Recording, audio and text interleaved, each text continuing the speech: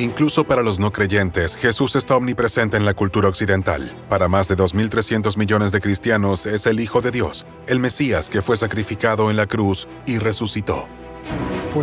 Para los cristianos, Jesús trae la redención. Marca el inicio del calendario gregoriano y es la piedra angular del cristianismo. Una figura cuya historia ha ido evolucionando a lo largo de más de 2000 años en sintonía con los credos eclesiásticos. Jesús era carismático y entusiasmó tanto a sus discípulos que de su mensaje hicieron una religión. Durante mucho tiempo fue peligroso indagar sobre Jesús, ya que habría significado ponerlo en duda. Recién en el siglo XVIII, con la Ilustración, se empezó a investigar la cuestión del Jesús histórico. ¿Quién fue Jesús realmente? ¿Existió de veras? ¿Nació un 25 de diciembre, como dice la tradición? La búsqueda del Jesús histórico seguramente no acabará nunca. Esta fascinante pregunta ha cautivado a mucha gente. Los creyentes buscan respuestas en los evangelios, los relatos sobre la vida de Jesús transmitidos hasta nuestros días. Los evangelios son una fuente para la cultura occidental, para la literatura, el arte, las catedrales, la pintura, la escultura, tienen una importancia enorme. Pero estos textos que se escribieron décadas después de la muerte de Jesús, ¿también son pruebas históricamente verosímiles de su existencia? Son textos que compiten entre sí. ¿Debemos cuestionar la autenticidad de los lugares santos de Israel que aparecen en los evangelios? ¿Dónde nació Jesús? ¿Dónde se encuentra su tumba? Todos los años, numerosos visitantes acuden a la Iglesia de la Natividad y a la Iglesia del Santo Sepulcro, pero no hay pruebas de que sean los lugares mencionados en los evangelios. ¿Podría ser que otros sitios descubiertos recientemente por los arqueólogos sean los auténticos y que nos permitan saber más sobre Jesús? La tumba es importante porque aquí está toda la familia de Jesús. Es lógico pensar que Jesús, como cualquier judío de aquella época, bajó estas escaleras. Examinando las huellas históricas y aplicando los métodos más nuevos, ¿podrán los científicos revelar por fin el misterio de la vida de Jesús? Más allá de la doctrina cristiana, creyentes, no creyentes e historiadores tratan de dar respuesta a una pregunta que tiene 2000 años. ¿Existió de veras Jesús?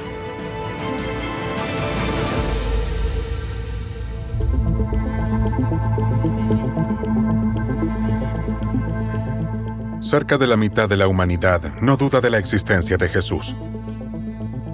Representa el centro del mensaje cristiano. También el Islam reconoce su existencia. Es la figura central de los 4 evangelios reconocidos por la Iglesia Católica.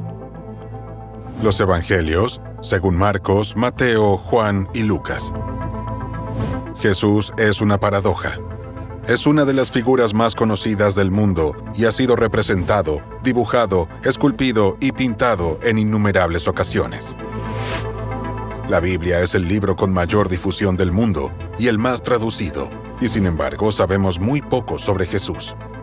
Durante siglos en Europa Occidental no hubo dudas de su existencia, ya que el credo de la Iglesia era sinónimo de la verdad. Durante mucho tiempo fue peligroso indagar sobre Jesús y pedir pruebas de su existencia histórica. Habría significado ponerlo en duda. En los países en que el cristianismo fue impuesto al pueblo, estas cuestiones se consideraban un sacrilegio. Recién en el siglo XVIII se empezó a discutir la cuestión de la existencia histórica de Jesús.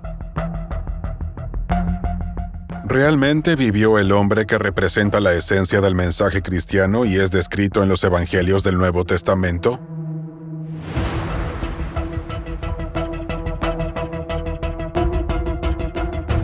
Para los defensores del mito de Jesús, la respuesta es no.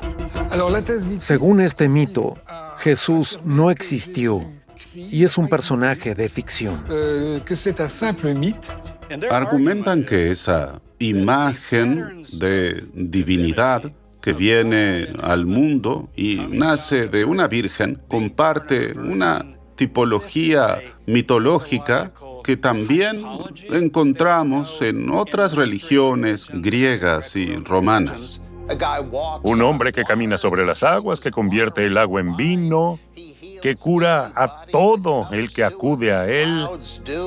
Todo ello recuerda más a un superhéroe de cómic que a un personaje histórico. Un argumento resaltado por los defensores del mito es que no hay ningún testimonio escrito en vida de Jesús. ¿No tendría que aparecer mencionado en fuentes contemporáneas? La interacción de la investigación histórica con la arqueología, surgida en el siglo XIX, ha permitido conocer dos hechos importantes. Las copias más antiguas de los evangelios que conocemos datan del siglo IV. Hace 2 siglos, en el monasterio de Santa Catalina, en Egipto, fue descubierto uno de los manuscritos cristianos más antiguos que se conserva, el Códice Sinaítico, un precursor de la Biblia. Estas son hojas originales del Códice Sinaítico de principios del siglo IV. Fue redactado en griego, en vida del emperador Constantino. El Códice Sinaítico es considerado la Biblia más antigua del mundo. Este manuscrito es fundamental para todo el que estudia la Sagrada Escritura. Los 4 evangelios del Nuevo Testamento conforman el mensaje oficial adoptado por la Iglesia. También se los denomina evangelios canónicos. Hay 4 evangelios. Lamentablemente no tenemos los manuscritos que los propios apóstoles redactaron, pero queremos aproximarnos lo más posible al texto que escribieron, y por eso es tan importante el Códice Sinaítico. Sin embargo, algunos historiadores califican de arbitraria la elección de los 4 evangelios reconocidos por la Iglesia, ya que existen decenas de otros escritos religiosos no oficiales, conocidos como evangelios apócrifos.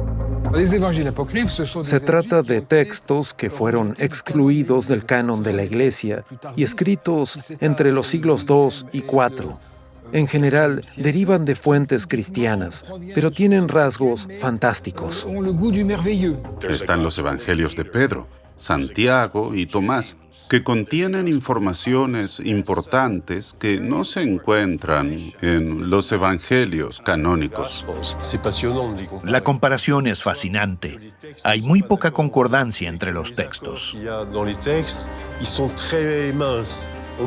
Podemos deducir probabilidades o hacer suposiciones, pero muy poco se puede decir con certeza.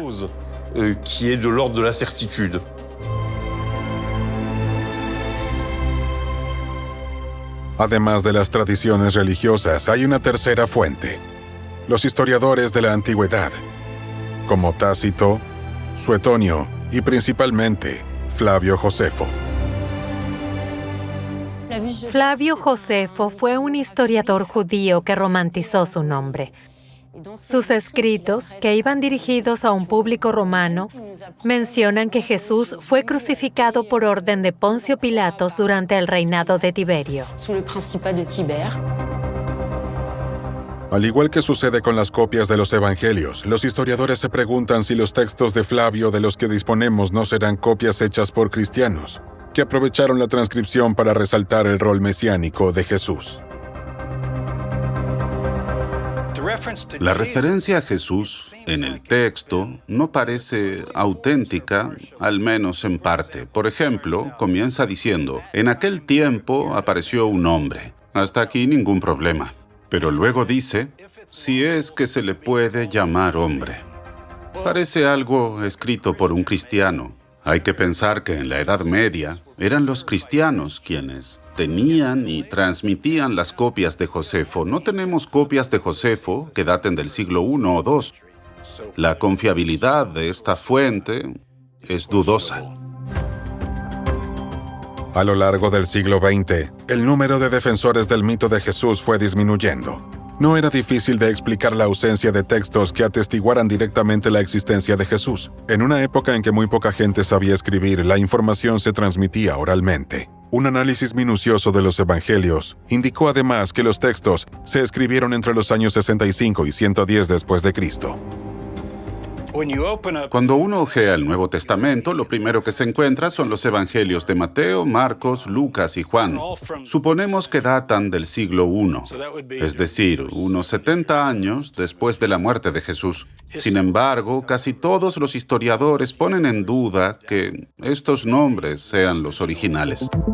Los evangelios son transmisiones orales, transcritas poco después de la muerte de Jesús. Esta transcripción es señal de la importancia de esta nueva religión. La idea era difundir la buena noticia.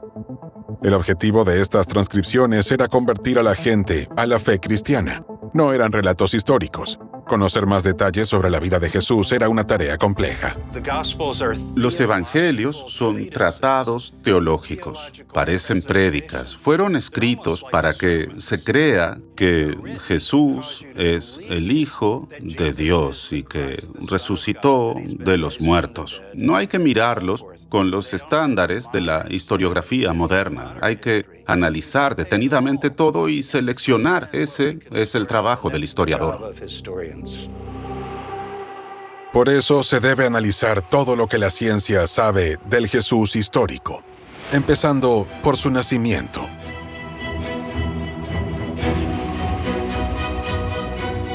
¿Realmente nació un 25 de diciembre, poco antes del inicio del año 1, y realmente estamos ahora en 2024? Parece una pregunta obvia. Año tras año, en Navidad se festeja el nacimiento de Jesús, un acontecimiento de suma importancia para la Iglesia Católica.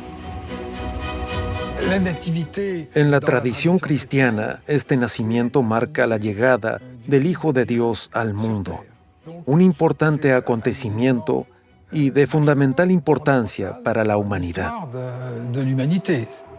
Si pensamos en el nacimiento de Jesús, en el relato de la Navidad, a la mayoría nos vienen a la mente pinturas muy conocidas del pesebre con el niño Jesús rodeado de vacas y otros animales, y María y José mirando a su hijo llenos de admiración. En los evangelios nunca se menciona la fecha del 25 de diciembre. Y es muy llamativo que los relatos de este acontecimiento difieran e incluso se contradigan. Ni Marcos ni Juan mencionan el nacimiento de Jesús. Solo aparecen los textos de Mateo y Lucas, por eso se los conoce como los evangelios de la infancia de Jesús. Mateo describe una estrella que seguían los Reyes Magos y nos cuenta que Jesús nació durante el reinado de Herodes el Grande. Lucas, en cambio, habla de un censo realizado por un gobernador sirio llamado Quirino y cuenta que había pastores y ovejas en el campo. ¿Qué podemos deducir? Si bien el clima en cercano Oriente es suave, es llamativo que hubiera ovejas y pastores en pleno invierno.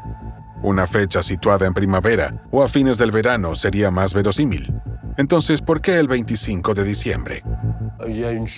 La probabilidad de que Jesús haya nacido ese día es de 1 entre 365. El 25 de diciembre es la fecha del solsticio de invierno. El cristianismo ha sido muy hábil para apropiarse de días en que se celebraban ritos paganos importantes. La mayoría de la gente no sabe que mucho antes de Jesús, ese día, se celebraban las Saturnales. Estas fiestas no tenían nada que ver con Jesús, eran festividades que celebraban tanto los romanos como los griegos. La fecha del 25 de diciembre surgió recién 200 o 300 años después de Jesús, cuando esta fiesta era popular en el mundo romano y pagano. Por lo tanto, lo más probable es que Jesús no naciera un 25 de diciembre. Esta fecha apareció por primera vez en el año 354. Constantino, el primer emperador romano, convertido al cristianismo, adaptó el calendario al nacimiento de Cristo. Se apropió de un importante día festivo pagano para incorporar al cristianismo en las costumbres del pueblo. Por más que la elección fuera oportunista, al menos se puede deducir de los evangelios el año del nacimiento. En el calendario cristiano, los años se cuentan a partir del nacimiento de Jesús, que debería marcar el año 0. ¿Y qué dicen los evangelios? Mateo habla de un nacimiento durante el reinado de Herodes. Mateo menciona a Herodes el Grande, que muy probablemente murió en el año 4 a.C. Algunos hablan del año 2 a.C., pero ciertamente no fue en el 1 después de Cristo. Lucas, por su parte, sitúa el nacimiento en tiempos del censo de Quirino, que puede fecharse en el año 6 después de Cristo. Si Jesús nació durante el reinado de Herodes, serían más de 4 años antes de la fecha oficial, y 6 años después si el nacimiento ocurrió en tiempos del censo. Para determinar el año con exactitud, los científicos estudiaron otro indicio mencionado en el Evangelio de Mateo: la estrella de Belén. La estrella de Belén aparece en el cielo y guía a los Reyes Magos hasta Jesús para que puedan rendirle culto, una proclamación profética. ¿Hubo de veras hace 2000 años una estrella en el cielo de Belén que indicó el camino a los sabios de Oriente? Según los científicos, este misterioso evento celestial podría tener una explicación. En el Evangelio de Mateo se menciona que en el cielo de Belén apareció una estrella muy brillante. Esto abrió un abanico de conjeturas sobre estrellas que explotan, novas, supernovas, estrellas en fase final, cometas en tránsito. Lo más probable es que haya sido una conjunción de planetas, en este caso de Júpiter y Saturno, que en aquel momento se encontraban muy próximos. Gracias a las computadoras modernas, los astrónomos pueden reconstruir en detalle las constelaciones estelares de cualquier momento de un período de varios milenios. En la noche del 24 de diciembre de 2021, Júpiter aparece con claridad en el cielo de Belén. En el momento del virtual año 0, no se observa nada especial. Pero en el año 7 a.C., Saturno y Júpiter se aproximaron mucho al entrar en la constelación de Piscis, antes de ser eclipsados por la Luna. Desde la Tierra, los dos planetas parecían cercanos y se veían brillantes como una estrella. Si bien estaban a 650 millones de kilómetros de distancia, ¿sería esta conjunción la que guió a los Reyes Magos? Esta conjunción de dos planetas ocurrió 3 veces en 9 meses, por lo cual creyeron que iban a ser una personalidad importante. Además, se dio en la constelación de Piscis, que en la astrología representa el agua y por consiguiente el nacimiento. Este raro fenómeno tuvo suficiente importancia como para ser mencionado en los evangelios. Sin embargo, cuando Constantino adoptó el nuevo calendario, seguramente se produjo un error de cálculo.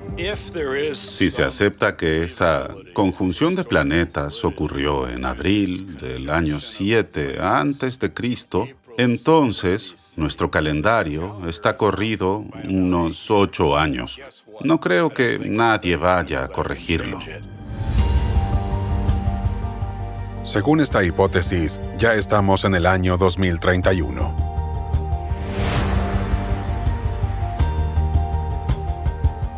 Otro de los misterios es el lugar exacto del nacimiento de Jesús.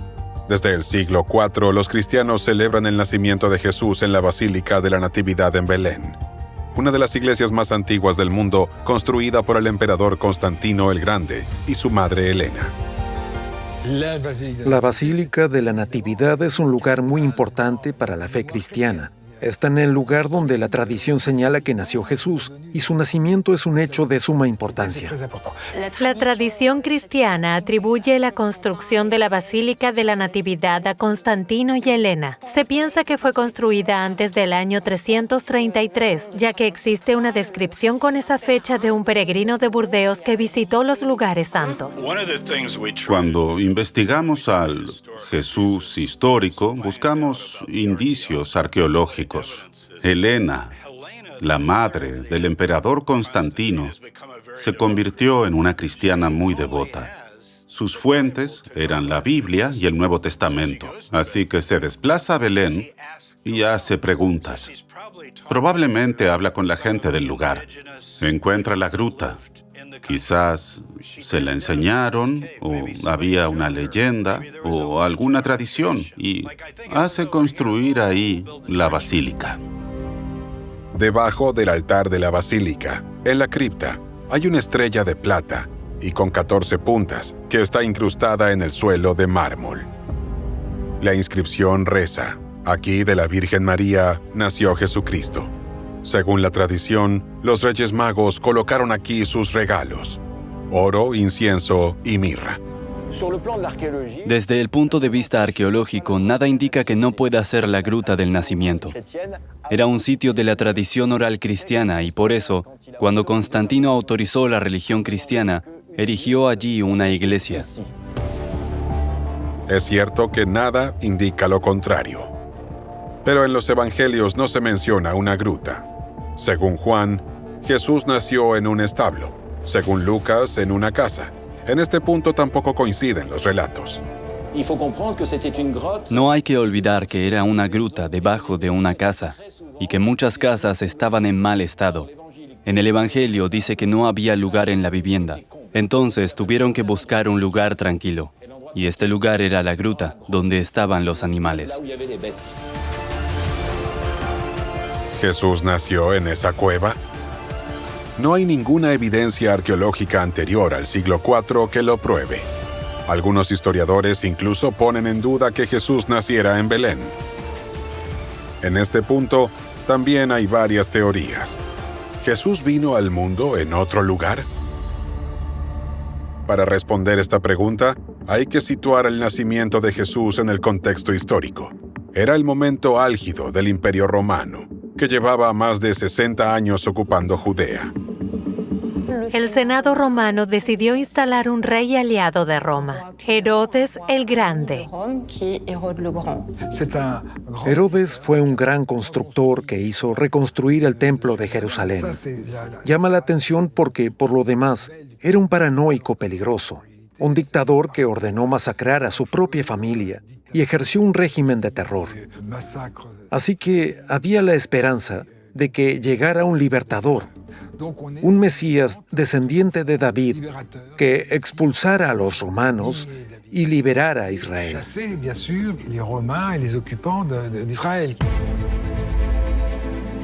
Para que Jesús fuese creíble como Mesías, tenía que pertenecer al linaje de David, el segundo rey judío y figura clave de la Biblia. David nació en Belén, por lo cual Mateo y Lucas situaron el nacimiento de Jesús en esa ciudad. Según Mateo, José y María vivían en Belén y se mudaron a Nazaret luego del nacimiento de Jesús. En la versión de Lucas, los padres de Jesús vivían en Nazaret. Estando María embarazada, viajaron a Belén, la ciudad natal de José, para participar en el censo ordenado por Quirino. Pero el censo se realizó recién en el año 6 después de Cristo, fecha que no concuerda con el Evangelio. Para justificar la misión mesiánica de Jesús, es importante que el lugar de nacimiento sea Belén. Solo como descendiente del rey David podía ser el Mesías. Quizás Lucas sabía del censo, pero no la fecha exacta, y lo utilizó para justificar el nacimiento de Jesús en Belén. Según otra hipótesis postulada por los historiadores, Jesús podría haber nacido en Nazaret, donde creció según algunos textos religiosos. Nazaret es una ciudad muy importante. Jesús pertenecía a una tribu de David que se había instalado en Nazaret. El nombre de la ciudad deriva de la palabra Nezer, que significa descendiente de David. Si bien eran agricultores o artesanos, es evidente que hay una relación entre la palabra Nazaret y la descendencia de David. Sin embargo, la antigua Nazaret fue mucho tiempo un misterio para los arqueólogos porque no había rastros. Además, no hay menciones a esta ciudad hasta los evangelios. Se llegó a afirmar que Nazaret no había existido porque no aparece en el Antiguo Testamento. Siempre que pensamos en Nazaret, la pregunta es, ¿existió esta ciudad? Con el paso de los siglos, los eruditos críticos llegaron a la conclusión de que podía tratarse de un lugar mitológico. Pero ya en nuestra época, los arqueólogos hicieron un hallazgo en el norte de Israel, cerca de la Basílica de la Anunciación de Nazaret. Excavaron los restos de una aldea que en la época de Jesús tendría entre 50 y 100 habitantes. Debajo del convento de las Hermanas de Nazaret hay una casa del siglo I muy bien conservada. ¿Sería la casa de María y José, los padres de Jesús? Estoy convencida de que Jesús vivió en Nazaret. El descubrimiento de estos restos nos da un indicio más de lo que pudo suceder en Nazaret y aporta una dimensión espiritual y cristiana. La casa sufrió daños y fue reconstruida, lo cual apunta a que esta pequeña casa debió ser lo suficientemente importante como para no reducirla a escombros. Cerca de la casa también se descubrió una tumba de esa época. Algunos cristianos piensan que es la tumba de San José. Conocida como la tumba del justo, se parecía a una tumba real sellada con una piedra de molino. ¿Por qué una tumba real en un pequeño pueblo? En esta zona, al parecer, solo hay 8 tumbas similares de la época de Herodes en el siglo I.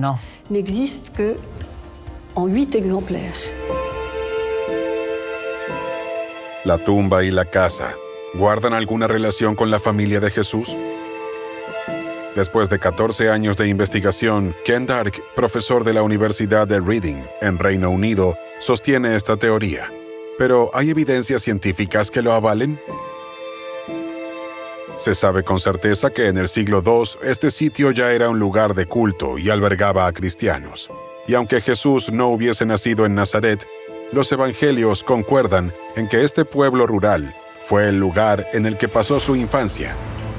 Una infancia envuelta en misterio.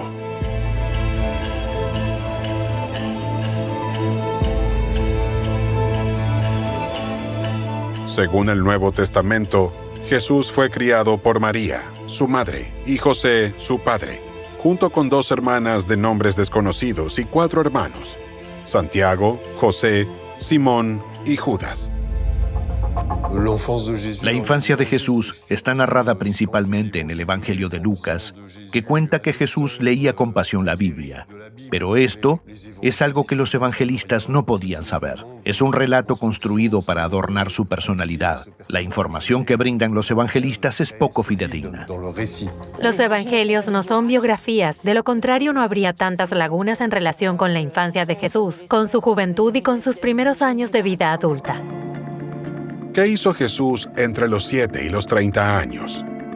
¿A dónde viajó? ¿Con quién se encontró? ¿Puede ayudar el estudio de textos, la arqueología y la ciencia? Hay numerosas leyendas. Algunos dicen que fue a la India y estudió con budistas. Otros piensan que viajó a Egipto para profundizar en los secretos de la mitología egipcia. Según el Evangelio de Lucas, a los 12 años Jesús fue a Jerusalén con sus padres para celebrar la fiesta de Pesaj. Dentro de las murallas de la ciudad, en la colina donde hoy se encuentran la cúpula de la Roca y la mezquita Al-Aqsa, estaba el templo de Herodes. El templo era un importante lugar de culto israelí, un sitio al que se debía ir en peregrinación varias veces al año. Para los judíos es un lugar de suma importancia, y como judío, no hay duda de que Jesús creía en la presencia de Dios en el Sancta Sanctorum. En los evangelios hay una sola descripción de la visita de Jesús al templo. Tiene 12 años y habla con los rabinos y los escribas de la Torá, que se asombran de su sabiduría. El templo fue destruido en el año 70 después de Cristo y nunca se reconstruyó. Hoy solo se conserva en el muro occidental, donde los judíos se siguen congregando a rezar, y las 2 escalinatas. Desde el punto de vista histórico, es factible que Jesús estuviera allí, e importante para su estatus de Mesías. Es lógico pensar que Jesús, como cualquier judío de aquella época, bajó estas escaleras, fue al templo para discutir con los eruditos de su época y preparar su madurez religiosa. Jesús, en las escalinatas del templo, resalta su destino como intérprete de la Biblia, de la Torá. Como judío devoto, Jesús participaba del judaísmo de su época. 2000 años más tarde, cuesta imaginarse qué vería un judío como Jesús al llegar a Jerusalén. Pero gracias a la tecnología moderna, es posible reconstruir el templo de manera virtual. Era un edificio inmenso con una extensión enorme, cuya construcción fue comenzada por Herodes en el año 19 a.C. La explanada sola ocupaba más de 14 hectáreas. El templo de Herodes era una construcción monumental, única en la antigüedad. Uno puede imaginar lo que se sentía al ver este monumento por primera vez, con su Sancta Sanctorum, de 60 metros de altura, hecho de piedra blanca y detalles dorados. Era tan imponente que se podía ver de lejos. Para un joven que venía por primera vez, debió ser algo muy impresionante.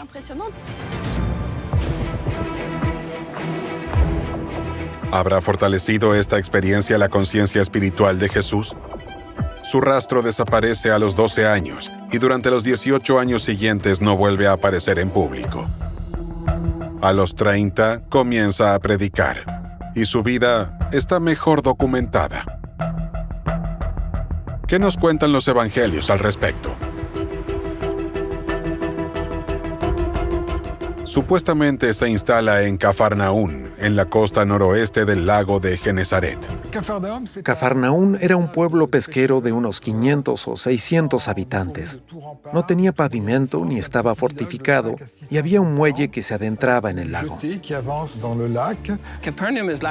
Cafarnaún era entonces algo así como hoy en día el Cabo Cañaveral para los viajes espaciales. Desde Cafarnaún, Jesús recorría el país.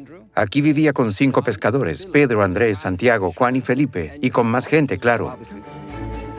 Aquí es donde Jesús forma un grupo de 12 apóstoles. ¿Qué ha quedado de la antigua Cafarnaún, donde sucedieron tantas cosas que su nombre continúa omnipresente? ¿Hay evidencias de la presencia de Jesús en este lugar, como se menciona en el Evangelio? Debajo de esta iglesia moderna con forma de plato volador están los restos de 3 iglesias construidas a lo largo de siglos. Una iglesia octogonal del siglo V, de la época bizantina. Una segunda iglesia pequeña, cuadrada y más antigua. Y por último, una casa diferente a todas las demás en Cafarnaún. Debajo de la iglesia actual están los restos de la casa de Pedro. Las paredes fueron revocadas en la segunda mitad del siglo I, es decir, 15 o 20 años después de Jesús. Esto es algo insólito. No hay utensilios domésticos como en las otras casas, pero sí hay muchas lámparas y recipientes grandes. ¿Qué ocurrió en ese lugar? ¿Por qué pasó a tener una función diferente? También hay un grafiti con el nombre Pedro. ¿Por qué lo escribieron? Además, el lugar fue ampliándose de generación en generación.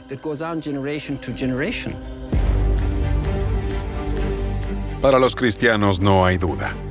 Esta es la casa en la que vivieron Jesús y sus discípulos. Si bien esta hipótesis no se puede comprobar científicamente, sí se puede hacer una reconstrucción de la casa original y ver cómo era en el siglo I, en la época de Jesús.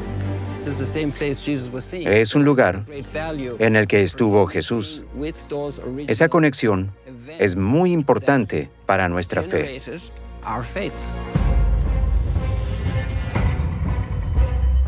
Enfrente de la casa hay más restos.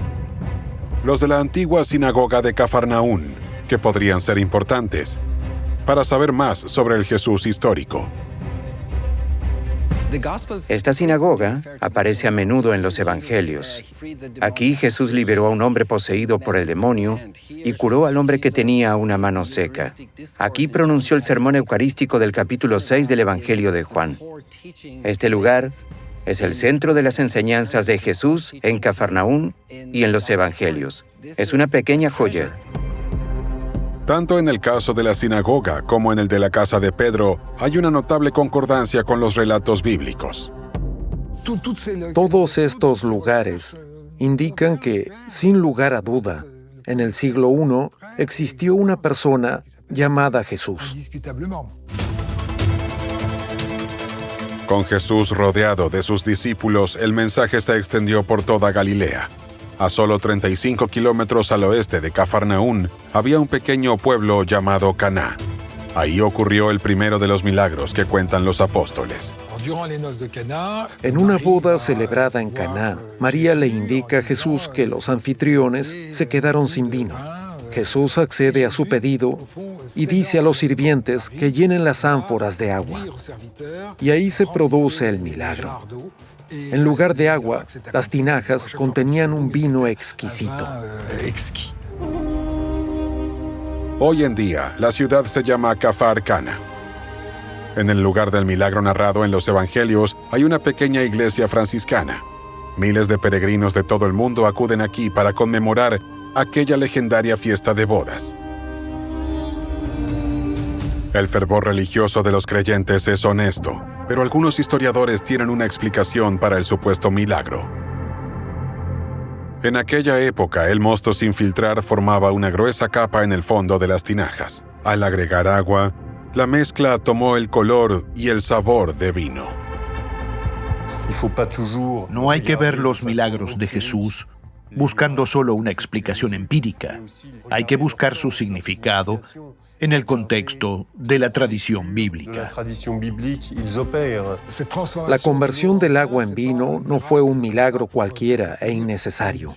Tiene un profundo significado teológico y anuncia la obra pública de Jesús. Significa que la misericordia de Dios es desbordante, es una cata del banquete celestial. El milagro del vino en Caná, narrado en el Evangelio de Juan, es la primera señal que Jesús da a sus discípulos.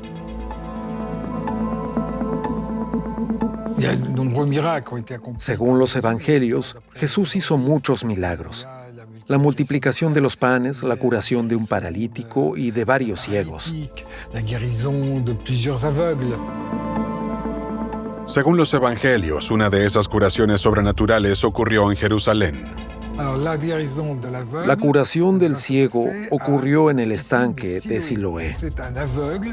Jesús puso su saliva y barro en los ojos del ciego y le dijo: «Ve y lávate en el estanque de Siloé. Estás curado». Juan fue testigo. Vivía en Jerusalén. Conocía muy bien el lugar y cuenta que al estanque iban peregrinos. Todos esos detalles suenan verídicos. Según los Evangelios, los peregrinos acudían al estanque de Siloé para lavarse antes de ir a rezar al templo. Durante mucho tiempo, los historiadores no tenían constancia de este lugar y pusieron en duda su existencia. Hay quienes afirman que el hecho debió ocurrir en el canal que transportaba agua a la ciudad, pero la construcción de ese canal fue posterior. En 2004, los arqueólogos hicieron un descubrimiento extraordinario debajo del Templo de Jerusalén. Estamos en el estanque de Siloé, en el sur de la ciudad de David. Su descubrimiento fue un pequeño milagro. Lo que estamos viendo es solo la parte norte. Por las excavaciones, sabemos que continuaba unos 50 metros más hacia el este. Así que era un estanque muy grande. Concuerda bien con el relato del Evangelio de Juan, según el cual Jesús vino como peregrino desde Galilea a Jerusalén. El descubrimiento del estanque de Siloé en Jerusalén es uno de los más importantes de las últimas 2 décadas. Cuando los hallazgos arqueológicos coinciden con los evangelios, se refuerza la verosimilitud de Jesús como figura histórica. También en Jerusalén, a solo unos cientos de metros, Jesús pasó las últimas horas de su vida terrenal. El lugar en que fue crucificado y sepultado es objeto de numerosos debates desde hace 2000 años.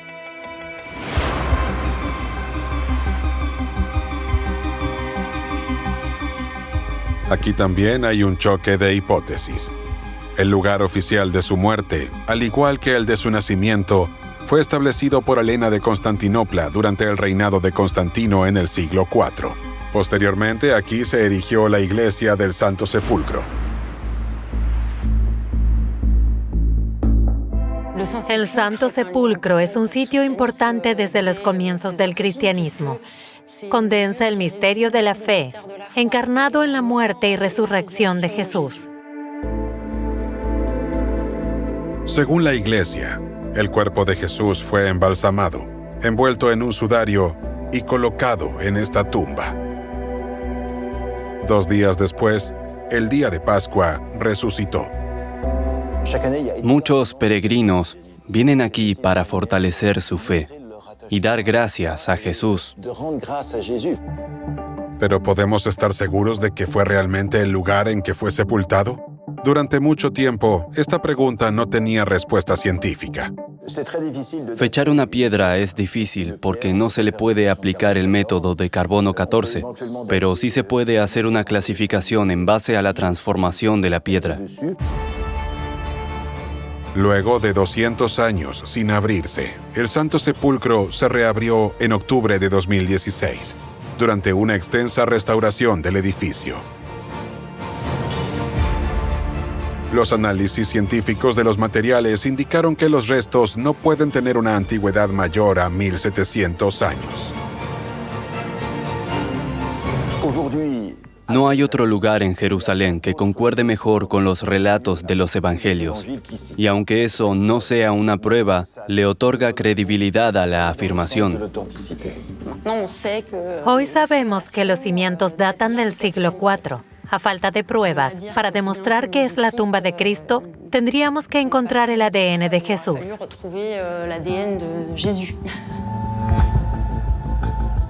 Si Jesús no fue sepultado en este lugar y Helena se equivocó, entonces debería haber otro lugar factible, tanto en los textos bíblicos como desde el punto de vista histórico.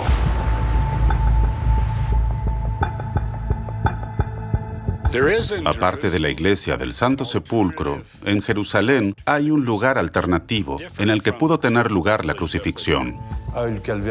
Para mí, el Calvario de Gordon es mucho más probable y plausible. Estaba fuera de la ciudad, pero cerca, así que la gente podía ver al crucificado, como se relata en el Evangelio de Juan. El Calvario de Gordon da nombre a la tumba de un jardín ubicado fuera de las antiguas murallas de la ciudad, a solo 600 metros del Santo Sepulcro. Fue descubierta en 1867 y con su hallazgo, los protestantes conservadores se replantearon el lugar de la sepultura de Jesús. Estamos frente a la tumba de Jesús resucitado. ¿Por qué? Porque concuerda con los evangelios que nos cuentan la historia con todo detalle. Describen el Gólgota, el lugar en que fue crucificado, y dicen que cerca había un jardín con una tumba sin uso. En la Biblia se menciona que junto al lugar de la crucifixión había un jardín. Una enorme cisterna subterránea descubierta cerca del Calvario de Gordon en 1890 sugiere que aquí pudo haber este tipo de jardines. Su ubicación fuera de la ciudad también concuerda.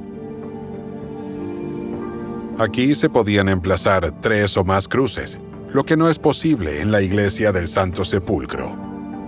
Sin embargo, esta teoría no se puede corroborar con investigaciones arqueológicas. El problema es que se trata de una tumba de la Edad de Hierro, unos 700 u 800 años antes de Cristo. La tumba en que sepultaron a Jesús era nueva. Para mí, no encaja desde el punto de vista histórico. Con el Calvario de Gordon había inconsistencias cronológicas y con el Santo Sepulcro no había evidencias arqueológicas de que fuera anterior al siglo IV. La investigación había llegado a su límite. Pero en 1980, un extraordinario descubrimiento arqueológico cambió todo. En unas obras en el barrio de Talpiot, a 1,5 kilómetros al sur de la ciudad antigua, se descubrió una cámara sepulcral del siglo I.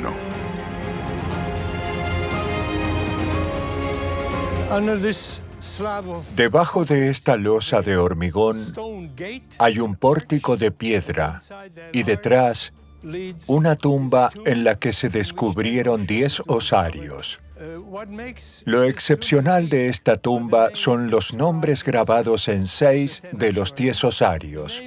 Los nombres son María, Jesús, hijo de José, José, Mariamna y Mara, Mateo y Judá, hijo de Yeshua. Son los mismos nombres que los de la familia más cercana de Jesús de Nazaret.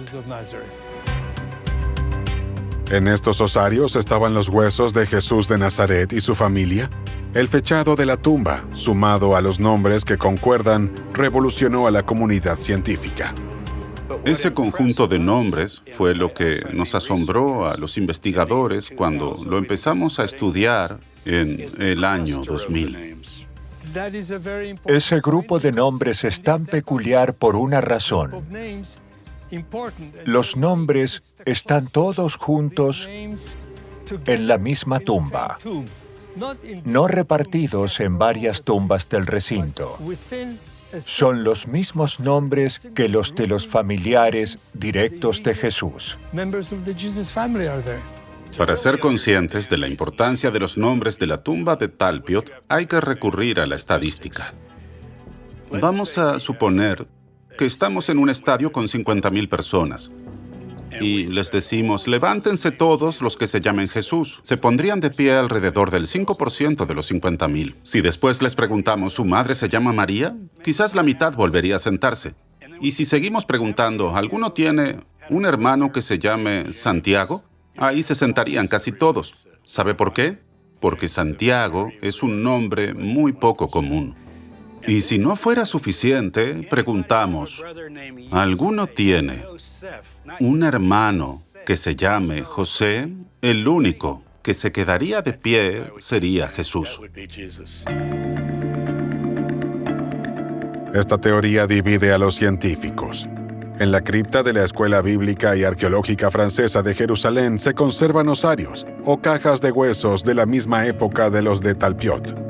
Se estudiaron los osarios de Jerusalén. 1.200 fueron inventariados y unos 200 o 300 llevan nombres grabados.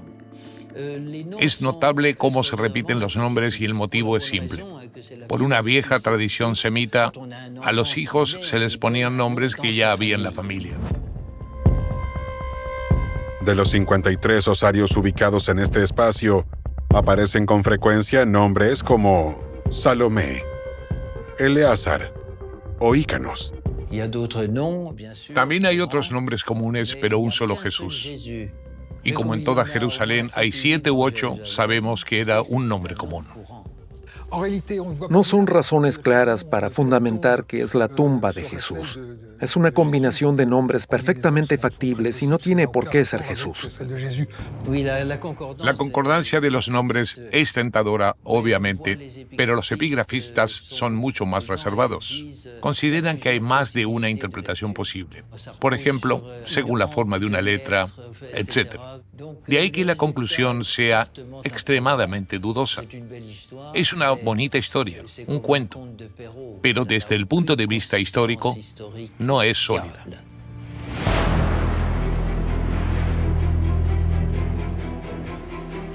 La última hipótesis es mucho más realista. Los romanos simplemente se deshicieron del cuerpo de Jesús, como era habitual con los restos de los ejecutados.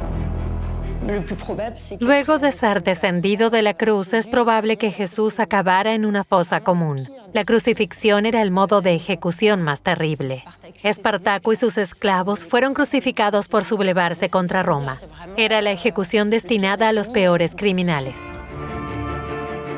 Parece muy poco probable que los romanos hubieran permitido que los amigos de Jesús recuperaran el cuerpo. Pero el punto que nadie cuestiona es el modo en que murió. La muerte de Jesús y el relato evangélico de su muerte es uno de los indicios más convincentes de que realmente existió. Si Jesús hubiese sido una figura inventada para crear una nueva religión, no habría muerto de ese modo. Habría sido condenado por blasfemia y apedreado hasta morir. Pero fue crucificado, y al menos en eso, los 4 evangelios concuerdan. Hoy, casi todos los historiadores coinciden en un punto. No hay dudas de la existencia histórica de Jesús. Su crucifixión es muy plausible. Más teniendo en cuenta que no hay escritos que cuestionen su existencia. Tratándose de una figura tan revolucionaria, su existencia se habría cuestionado ante la menor duda. La combinación de los hallazgos arqueológicos y el estudio de los textos antiguos permite conocer mejor el entorno en que creció Jesús, ofreciendo una interpretación factible de los hechos que ocurrieron hace más de 2000 años. En cierto modo, la búsqueda del Jesús histórico no acabará nunca. Nuestra civilización ha sido tan marcada por los relatos del Evangelio y por la figura de Jesús que es importante hacernos estas preguntas y superar los límites de nuestra ignorancia. La existencia de Jesús lógicamente genera preguntas. Tenemos que desarrollar una visión propia de esta figura. Fue mucho más que un sabio. Para los cristianos, es la encarnación de Dios en la tierra, algo absolutamente único. Para los cristianos, la existencia de Jesús es algo obvio. Pero también los historiadores coinciden hoy en día en que es difícil negar la existencia en la tierra de un hombre llamado Jesús, que reformó el judaísmo y quiso restaurar la soberanía de Dios sobre Israel.